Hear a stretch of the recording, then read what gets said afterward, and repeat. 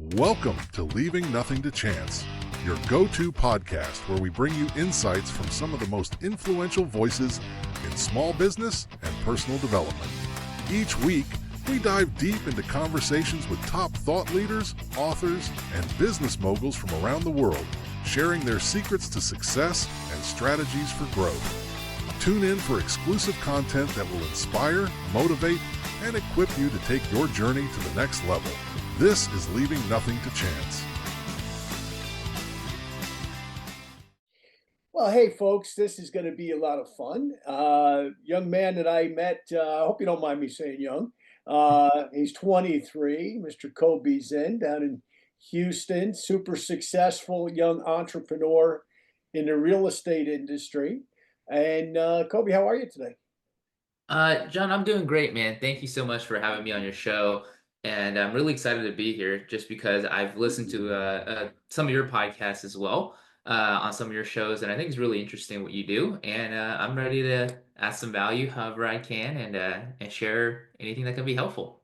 Great, great. Well, hey, listen, let's start at the top. So 23, very, maybe not totally unusual, but pretty unusual for someone at your stage of the game to be in the real estate world. That's normally something people kind of kick around other industries and wind up in real estate, it seems like. But how did all this happen?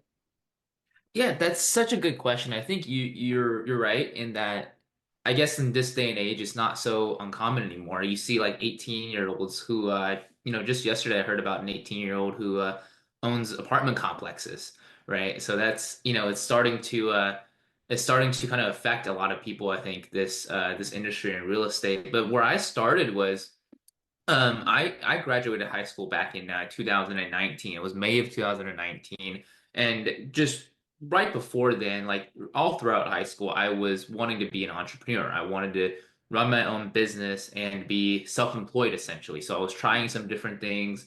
At the time, I think there was a lot of Amazon. Was kind of picking up, so I was trying to sell different things, trying to flip books on Amazon. I'll buy them at a library book sale and try to sell them for a little bit higher price and make a profit there. And I came across real estate when I read the book Rich Dad Poor Dad. I'm sure a lot of people who are watching this, listening to this, have either heard of it or read it many times. But when I read it, it was July of 2019. So it's the summer between, kind of me graduating and figuring out what I want to do. And the concept of passive income was brand new to me. So I had never heard of this term before. Nobody ever taught it to me, not in any of the quote unquote business classes that we had in high school. This term was never mentioned. So it was a very novel concept for me, passive income. And it kept going back to real estate. So every single time that I researched passive income on the internet, on YouTube, everything really just led back to real estate. And I thought that, the easiest way for me to get started just to do something. And at the time, I wanted to more or less be an investor, wanted to, invest in rental properties, buy and holds. Was really kind of the direction I was trying to go in, single family buy and hold rental properties. And I thought the easiest way to get started was just to get my real estate license. So ended up getting my real estate license here in Texas. Got licensed at the end of November 2019. And that was how I got started in real estate. And I was 18 years old at the time. And I just thought that having a real estate license was going to be the easiest way for me to be in proximity with other real estate agents. Maybe there was a team or a brokerage company that was, more or less focused on investing. That didn't seem out of the realm of possibility for me. But funny enough, it was actually I had a really hard time finding an investor focused or other real estate agents who are also investing in real estate. And that was really how I came across what I'm doing now, which is EXP Realty and the brokerage that I ended up joining. So I was on this platform called Bigger Pockets. It was this forum for real estate investors, and I was just kind of asking around as far as, can anybody recommend a good company for me to hang my license with as an agent that's also going to provide me some education and resource and support when it comes to investing. And the agent that ended up bringing me into EXP was his name is Charlie. So good shout out to him. but basically he told me that he was also an investor, introduced me to some of his business partners here at the company as well. And that's really how I got started. Was I ended up signing up in January of 2020. And that's how I got started in real estate. It was mostly just to explore the opportunity to build a passive income business, right? And I didn't really know what it was going to be at the time. I ended up, kind of as things unraveled, figure that out, and I'm sure we can dig into that as well. Sure, sure. Well, it's an amazing story, and you started so young. And really, I mean, you're in an industry, and I'm going to ask you this question shortly, but you're in an industry that has probably created more millionaires than any singular industry on earth. I mean, and at the same time, your company is a network marketing company, which probably is in second place as far as people who didn't start with money, real estate and network marketing for people, for the general public, for the normal American that has made a fortune. It's either one or the other. And in some cases, and I think this is what you guys are trying to do, and you're doing it very successfully, by the way. I got to say, your company is very impressive. It's giving people an opportunity to do, two things that, are not mutually exclusive. They're really, kind of hand in hand. It's like, because what do you do in network marketing when you make a lot of money? You buy real estate. So you guys are just kind of advancing that clock, and not in all cases, but I have a lot of people in the industry I know have done really well investing their money from network marketing in real estate. I mean, one friend down in South Florida, I mean, he's one of the largest real estate holders in Sarasota, for example. He's made all his money in network marketing, but he's dumped it into real estate through the years. So anyway, so we'll come back to that. But I mean, you're in the top 3% in your company at 23 years old. I mean, to be top 3% of any network marketing company, especially a large one, at 23 is amazing. So how have you done what you've done? Yeah, that's a good question because that was I actually ended up being the top 3% of the company at the end around the end of my first year as an agent at the time, and I didn't even know this, and somebody in my upline, if you will, had to tell me this, so I ended up figuring that out. But as far as starting out, right? So, kind of backtracking. So when I was first starting out in the business, I wasn't really 100% sure what I was going to do. I was doing a lot of kind of more or less cold calling, reaching out directly to homeowners who may or may not want to be selling their home for another real estate investor here locally in Houston, Texas. And I did that for about 3 months, my first 3 months as a licensed agent. And funny enough, at that time, that was kind of when the world more or less shut down. That was March of 2020. Mm. And we just weren't able to do that anymore. At the time, we weren't 100% sure when we're going to start, restart everything and when things are going to go back to normal. Luckily, here in Texas, that was much quicker than, in some other places around the country as well. But it was during that time when I started looking into the network marketing aspect of eXp Realty, which is the brokerage that I'm with. And I realized that it didn't really click for me at the time when I first joined the company, but I realized at the time that it was a way for me to start focusing my efforts into a business where I could leverage my time and build a passive income stream without having to take on any of the risk, any of the financial liability, and any of the, taking on debt that I had to do if I were to just start out from scratch investing in real estate, right? Getting financing, putting yourself kind of being liable as being the property owner, the landlord. All of that didn't apply to what we were doing at EXP and in the network marketing space, which is attracting other producing agents to the company and helping them succeed and also helping them do the same once they come over to the company as well. So in the very beginning, what I did as a brand new agent, and at the time, I still, but didn't have any transactions that I've done under my license, right? So I personally, as an agent, had not closed transaction. I still, to this day, have not with my real estate license. Funny enough. But what I did was I started reaching out directly to people who are also getting their real estate license. So there's a lot of people around the time in 2020 who are, maybe they were laid off, maybe they were just starting a new career, or maybe they're just kind of stuck at home and not really sure what to do, that were also getting their real estate license, looking to get into the industry as an agent. And what I did was I was able to find these people in different forums. Facebook groups was a big one. New real estate agent study groups, and they were asking questions, the same questions that I was asking when I first got my license, and that is, I just got licensed. These are my goals. What is a good brokerage to hang my license with? Because as an agent, you have to hang your real estate license with a brokerage in order to operate. And I just started reaching out to them. I started offering them value as far as, hey, this is what I did. I see you have the same questions that I had when I first got started. I'd be more than happy to share with you any information that could be helpful for you and give you an idea of what direction I went in. And maybe you might find that to be valuable as well. So in my first year, I actually attracted 6 agents, and funny enough, 6 agents was able to put me into the top 6% of the entire company at the time. And then the second year, that turned into about 20 agents or close to 30 agents. So I added about 20 agents my second year. And that was really because of the website that we set up. So we leverage a strategy called search engine optimization, me and my partner here at the company. And it's really just based on Google search. So if anybody goes on a Google and they search for an item, a list of links from most relevant to least relevant is going to pop up for each search term. And the Google algorithm, we can't necessarily explain how it works, but we do know that there's certain things that you can do when it comes to optimizing content on your website, writing blog posts that can actually get your website, your URL, into one of the top search results for specific key terms. So we decided that that was a strategy that we were going to pursue.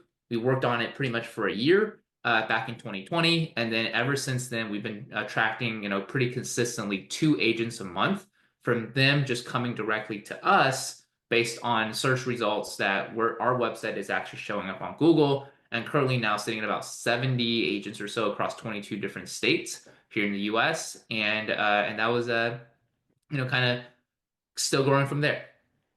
Well, and let me point something out because you interviewed me about 2 weeks ago, I think it was. Where Right. I was on this side of the camera that you're on today, so we're taking opportunity to interview one another. But I think you were at about 70 then, so you've added 8 more. What I want to point out to our audience, because so many people are in network marketing, is these are fully licensed people. These are people who've had to sit for the real estate exam in their respective state.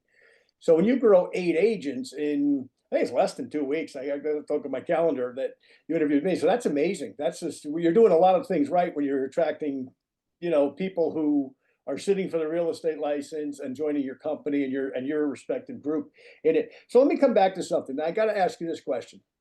Because as you recall in my story, the end of my college life is when I found network marketing, about a month before I graduated, right? And then, of course, my parents were disappointed that their son had this degree and he was going to be a vitamin salesman. So I got to ask, Mom and Dad, when you said, okay, I'm going to drop out of college and I'm going to pursue real estate, and then I'm going to pursue, and they probably didn't like that much. And then when you said I'm going to pursue real estate and network marketing, they probably said, get out, right? But anyway, what happened? I got to hear that story.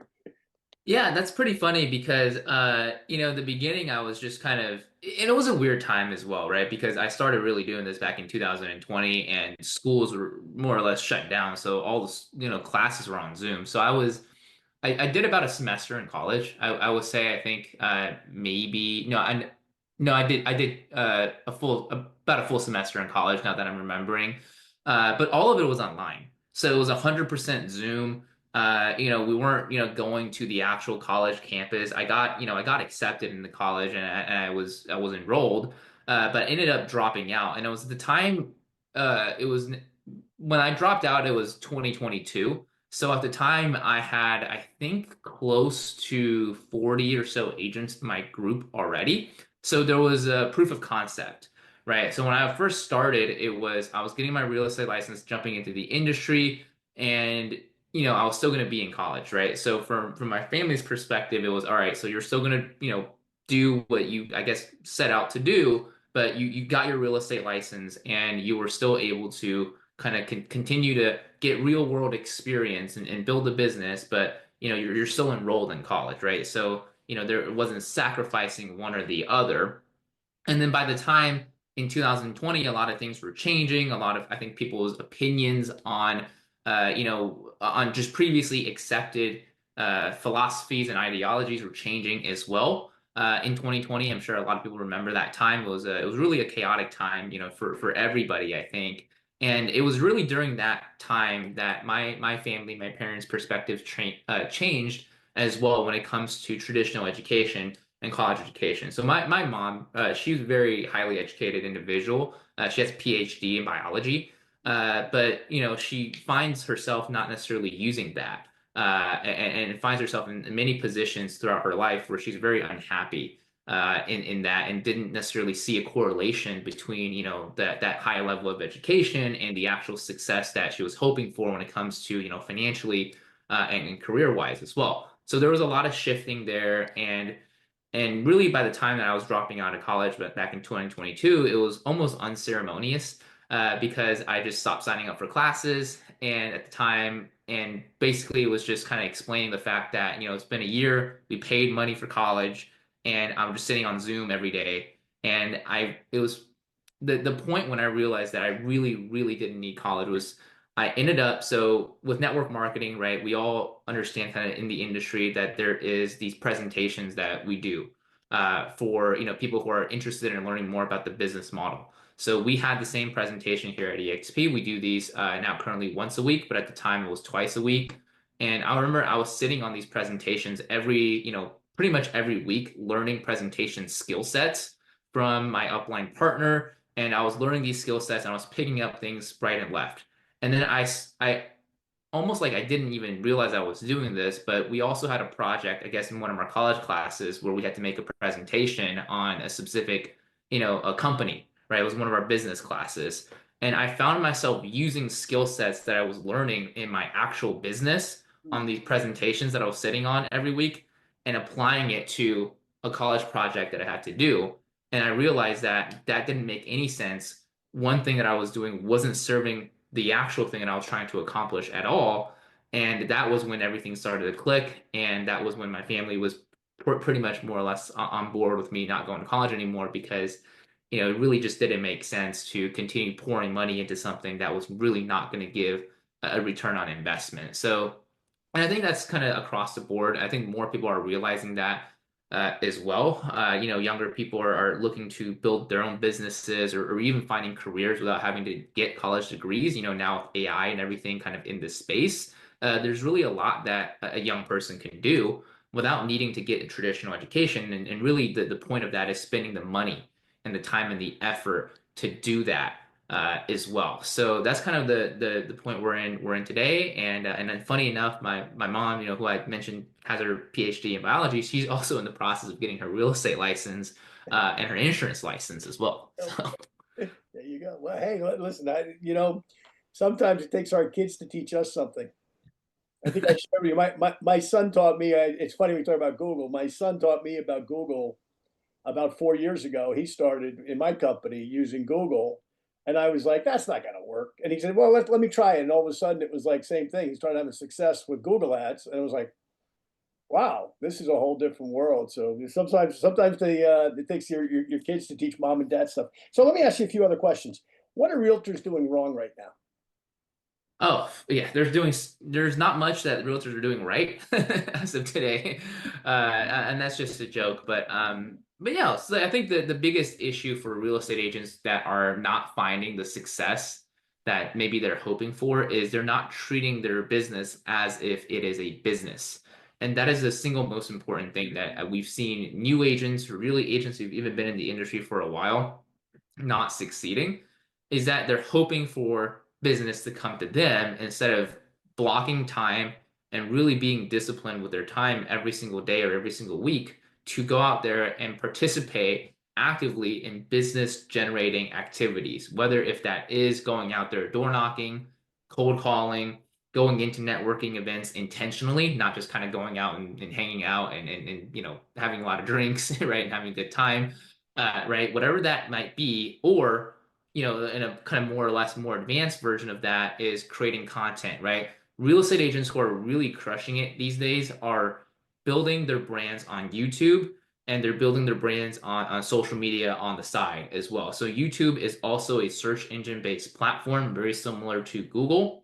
But as a real estate agent, you're able to go out there and actually film video content of not just the community that you're serving, but also yourself as well as a service provider. So whenever somebody watches one of your videos, they're actually they're recognizing who you are, they're relating to you, and they're making pretty much a decision at that point when they're already watching your videos of whether or not they want to work with you. Right? If they don't want to work with you, then they will go find another agent. But most of the time, there's nobody else on the internet, so you're the only person who is positioning yourself as a market local expert through your video content.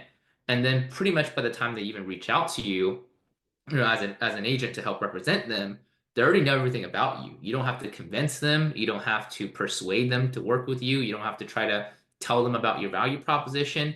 They already know you. So you've been prospecting this person just through your videos all this time without having to spend the time one-on-one prospecting individuals. So I think that's the most important thing. So whatever it is that you want to choose, right? Whether if it's door knocking, whether if it's going out there doing cold calling or actually putting effort into building your brand and through actual marketing, whether if it's running ads or doing YouTube videos or SEO on Google like we've done, as a real estate agent, the agents who are not doing this, they're the ones who are struggling because they're waiting for business to come to them. And that's not how it works in any industry, but especially not in the real estate industry, especially after, probably the past 2 years where most agents are struggling. And you mentioned Robert Kiyosaki before, and I've had the privilege to meet Robert and his wife Kim on several occasions over the many years I've been in direct sales, and he is inspirational, as is she, by the way. They're just a great couple of people.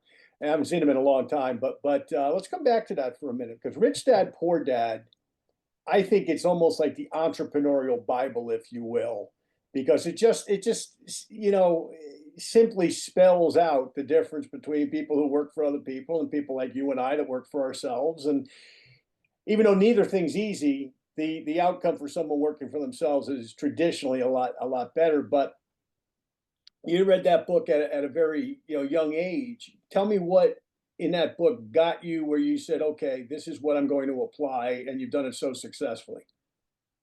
Yes. So most of the book of Rich Dad Poor Dad, I had, as far as concepts go, I had already agreed with most of what it was in there. So when I started reading it, it was almost like, it was almost like confirming or reaffirming things that I already believed about. You need to make sure that, you're responsible for your own success, right? That was a big theme of the Rich Dad Poor Dad book, as well as any other personal development, entrepreneurship book that's out there. And that was always something that I believed in. I didn't think there's anybody in the world that was going to come, quote unquote, save me. Right. I didn't really think that, all these institutions and all these corporations that are out there who really care about their employees the way that they say they do. Right. I'm not saying that that's across the board, but you as an individual, you have to be responsible for your own income and your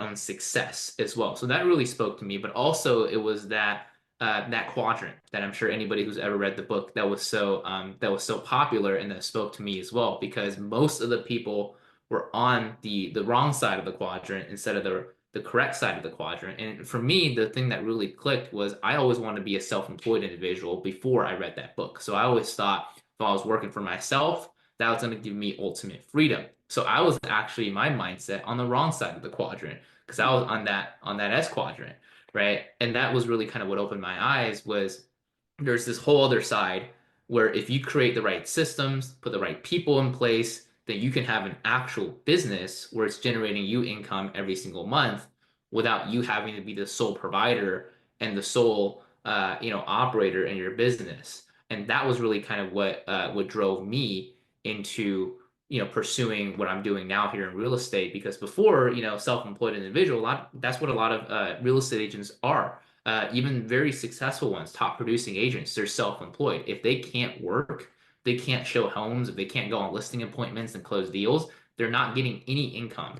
And that's actually for a lot of people, maybe a scary thought to think about, because they're doing well, maybe they've done well for a couple of years, but it only takes one accident or one injury or one emergency for you to lose essentially as a real estate agent your entire income stream. And that's what I think, these days with all of the, kind of network marketing models built into real estate brokerages is so beneficial for agents because it's changing how real estate agents can actually earn an income stream. It's changing how real estate agents are being compensated for their time and for their efforts as well, because now they can build an income stream where they're going to get paid regardless if they go out there and close transactions or not. And sometimes, people will say, I always want to close deals, but again, you may not have that option, or you may not have that choice, right? So we don't want to talk about it, but it is something that comes up. So for me, and I think for a lot of people who,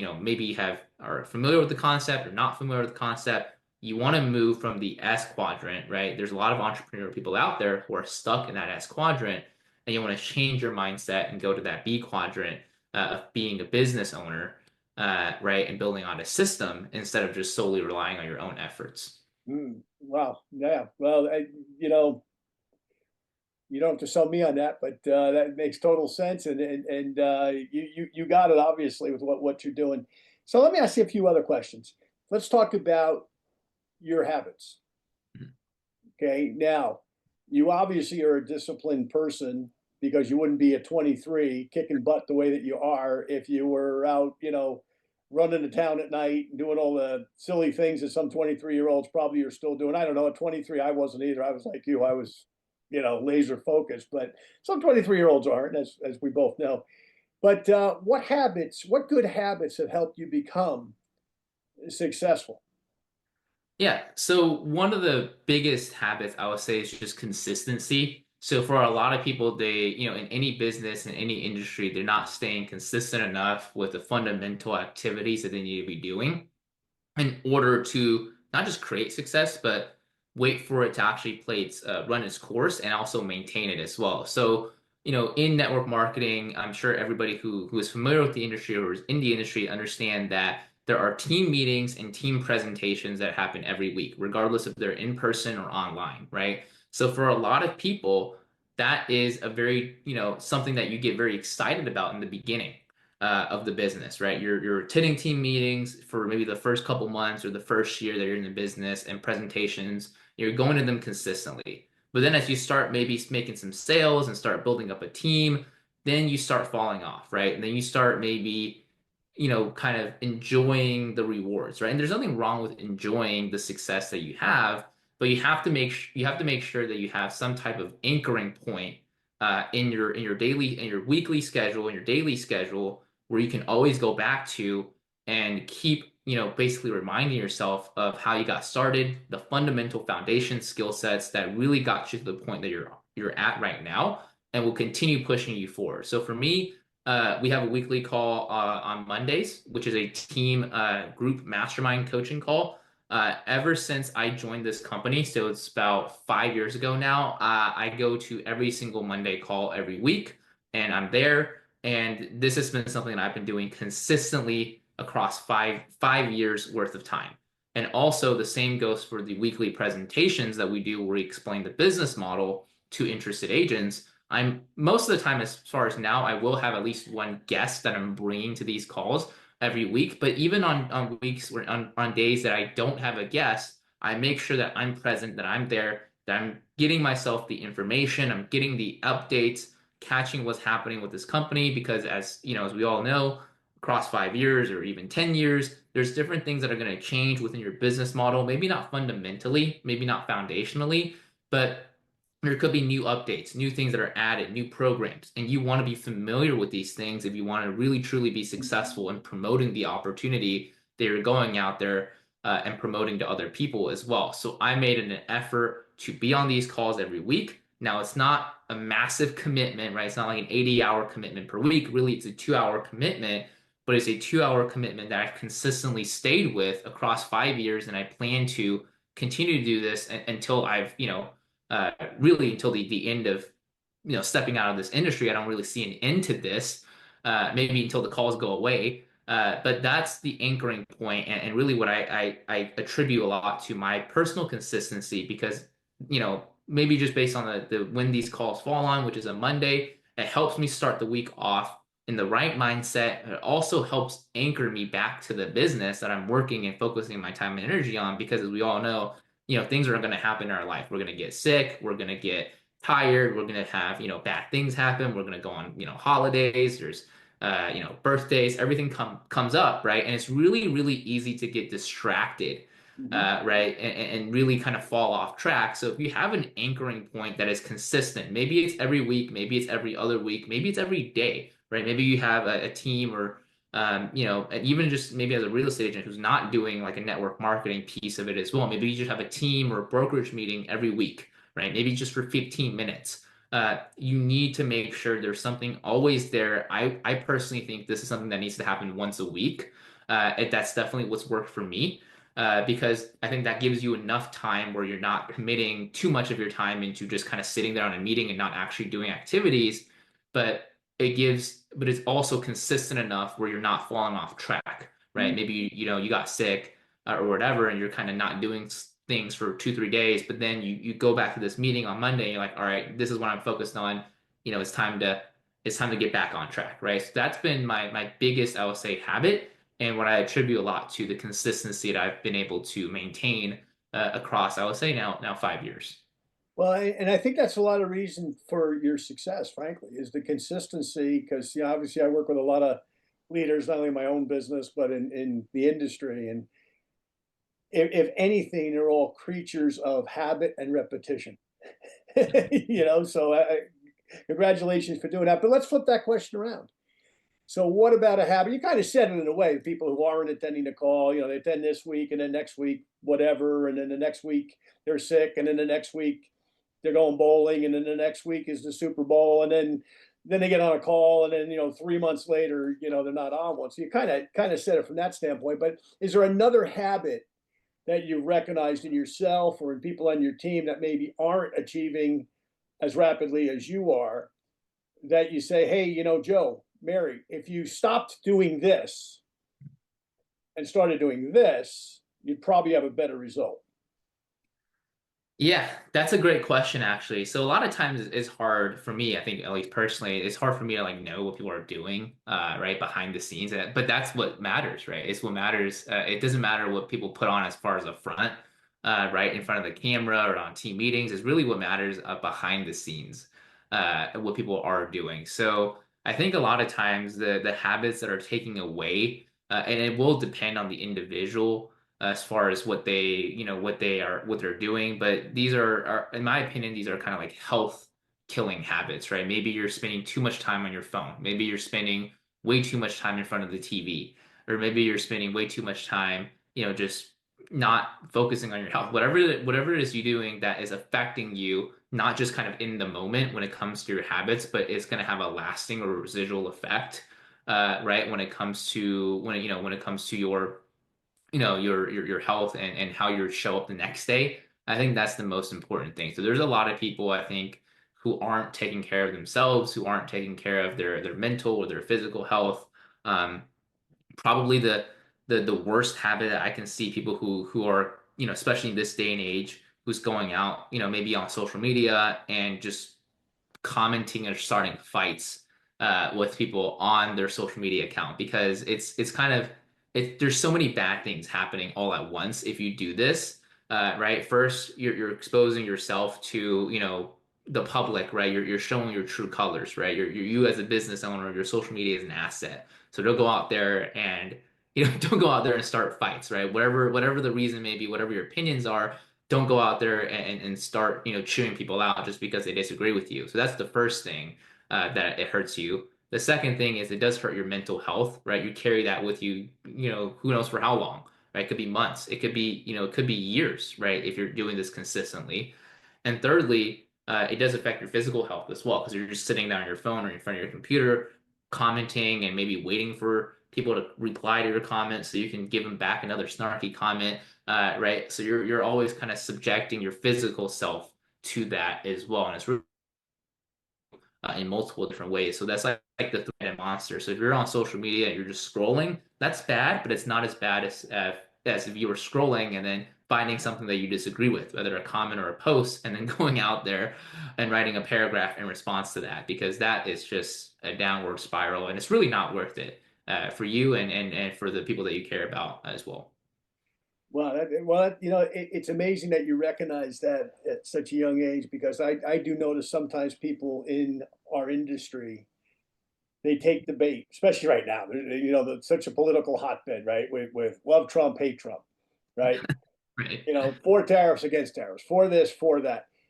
Look, everybody's got an opinion, right? But at the end of the day, you don't know who you might offend that otherwise might be your client. So I have to warn myself sometimes. It's like, don't take the bait. It's like we all have an opinion, but you're absolutely right. And at such a young age to recognize that, you're blessed. So two last questions on this, Kobe, and then we'll get into how people can reach you and your podcast. I don't forget to talk about your podcast as well. Multiple sources of income. I mean, real estate investing, okay, not the business necessarily of being in it like you are, but real estate investing. Why is it returns such crazy numbers comparative to just about anything else?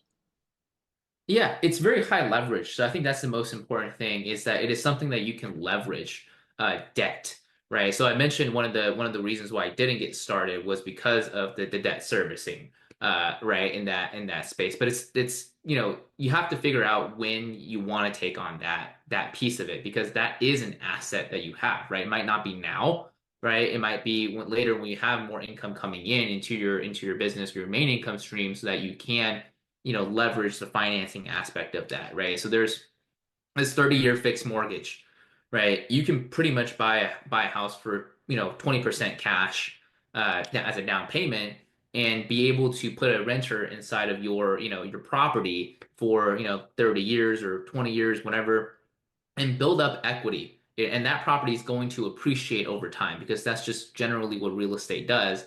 And what you're doing is you're spending 20% to buy an investment that's going to be worth essentially 4 or 5 times more, right? Because you're putting only 20% down as your down payment. Now, there's even programs out there for specific programs that you can put 0% down or 5% down and get in a rental property as well. So I think that's the biggest leverage point, is that you can do more with less cash, right? Because of the financing aspect of it. And then of course there's the tax benefits, right? There's a lot of tax write-offs that you have. Make sure you check with your CPA. Don't just go ahead and write things off, right? Like on your own. And the tax appreciation, right? So if you have a rental property, certain things inside, the property itself, you get the appreciation, right, over time, which is the value of the property. But in the eyes of, essentially the IRS, the property is a depreciating, not necessarily a depreciating asset, but you get depreciation write-offs if it becomes like a business, right? Which as a rental property it is. So I think that's why there's so many different things that you can do with owning real estate. So there's the equity component, right? Which is kind of what we just went over, which is you're building up equity over time, without having to essentially spend your own cash in doing that, and you're not spending time in doing that as well, right? So you're not spending your time for the property to go up in value, right? You buy, just like buying a stock, right? If you buy a stock, it's going to go up in value, hopefully, right, over time, but you're not putting more time into it in order for that to go up in value. Same thing with real estate. And the other piece of that is the residual income. So the renters, when they're paying you, usually you want to at least have a little bit of cash flow. You don't want to break even. You definitely don't want to take on a negative cash flow house. Now, there's some maybe more advanced investors who do that, but that's for a longer conversation. But if you're just kind of looking at this from the bird's eye view, you want to have positive cash flow. Is it a lot of money? It's not, right? So you're not making $10,000 per month per property. You're probably making around a couple $100s per month as far as the take home on a rental property that you're buying as a single family.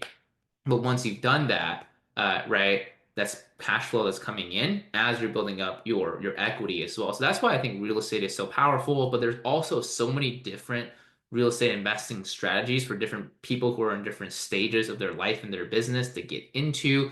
There's passive investing, there's lending. So there's if you want to get into real estate, but you don't necessarily want to be the be the active kind of investor going and finding deals and putting them together. You can be a lender on a on a real estate deal, right, where you lend your money to an investor. So basically, you become the bank, and then you receive a return on the interest rate when they're holding the property. There is passive investing when it comes to commercial real estate as well. There's syndications and funds that you can be a passive investor in, where you can actually get, benefits as far as tax benefits on these, depending on the structure of the deal. So there's so many different things that you could do that we kind of go into, but real estate is just a very dynamic industry. But at the heart of it is the leverage, right? You can do more because of the amount of leverage that you can create through debt financing. So next question. Great, great, great. Thanks for that. And then what about AI? How much are you using AI to promote and to build your business with? Yeah, we're using it a lot actually. So I think AI is very exciting as of today. And actually, I'm one of those people who would think, I think AI it should be evolving even faster, right? Because I want to do more with it, right? Because there are a lot of people who are afraid kind of the other side of it. But we're using AI. So one of the big ways that we use it now is for content creation. So we do a lot of written content. As you probably know, like writing a blog post is about 3,000 words takes a lot of time, right? It used to take me about 3 hours, maybe 4 hours if it's long enough, to put out one piece of content for SEO purposes that will try to rank on Google. Now it takes less than 2 hours to do that. So we've cut that time down by pretty much half just using AI. And we just, we don't go out there and try to use AI, like all kinds of different AI tools. I use ChatGPT. That's the pretty much the only AI tool I use at this time because it's easy, it's reliable, and it's something that I can learn very easily on the internet how other people are using it as well. So I'm using AI now for pretty much all of my written content, podcast descriptions. I'm using it to write reels and captions for the reels based on the transcripts of the reels. And I'm also using AI to help cut down the videos that I'm creating as well. So when I do a podcast, like you just mentioned a little bit earlier, I use AI to actually take my long form video to turn it into multiple 30 to 90-second videos that I can then reuse on different platforms as well. So those are some of the ways that I use AI as of today. And also just recently came out with this new ChatGPT just came out with this new feature called Deep Research, which I'm really excited about and also use as well. So basically what it does is it's going to go out there, you give it a prompt, and it's literally going to research the internet as if you would go out there and do it. It's like you're a research assistant, and it's going to be able to give you back data. It's going to be able to give you organize and arrange the data in a way that you want it to. It's going to be able to help you summarize the data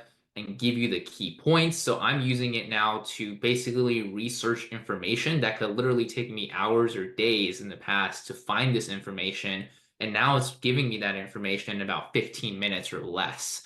And I can use that to now pick markets that I want to target when it comes to prospecting new agents in different markets even around the world. It's also giving me information on new developments when it comes to marketing and how we can tailor our content towards that and the different rules that are coming out of that as well. So I'm really excited about AI, and really the next step of AI is just the AI agents, right? Which are basically AI that can go out there and do automated tasks for you, something that you do maybe on a repetitive basis. And I think that's really going to be a game changer. So I'm super excited for that, and just really looking forward to it. But I think now is the time to take advantage of it because AI, it's this new frontier, right? And if you don't take advantage of it, then you're going to fall behind. So do it now, and really just be excited about it because there's a lot that you can do with it, and if you figure out how you're going to use it, it really will save you a ton of time, but also a ton of money. So it's going to allow you to do more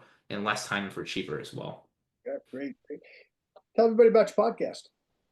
Yeah, absolutely, man. Thanks so much. So I also have a podcast as well. It's called the Free Life Agents Podcast. If you want to check it out on Spotify or Apple Podcasts, it's on both platforms. It's also in video format on YouTube as well. You can just look up my name, Kobe Zen, on YouTube. Pretty much what I do is I interview a very successful entrepreneur like yourself, John, or different real estate agents and investors in the industry who can offer value to you as an entrepreneur, as a real estate agent, or as a real estate investor. And we go over a variety of different topics, right? So we interviewed experts on AI. We've interviewed experts on different investment strategies. We've interviewed experts on, like yourself in network marketing and team building and recruiting, but also real estate agents who are crushing it in their business as well and what's working for them.